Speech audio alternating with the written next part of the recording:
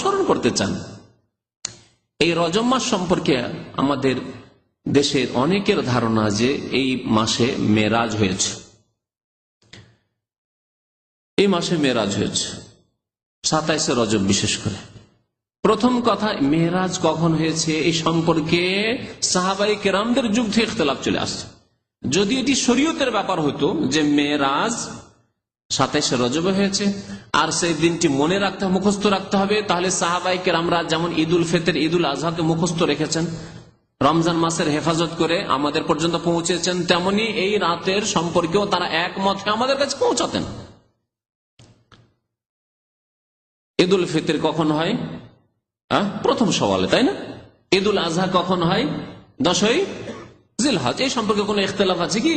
মতানৈক্য নেই।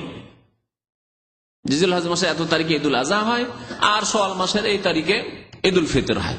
এইরকমই যদি এটি ইবাদতের রাত হইতো বা দিন হইতো, মেরাজের রাত, তাহলে সাহাবায়ে কেরাম কখনো এটাকে ভুলে যেতেন না, মনে রাখতেন। তারা আমাদের পর্যন্ত নকল করতেন, উম্মত পর্যন্ত পৌঁছাতেন।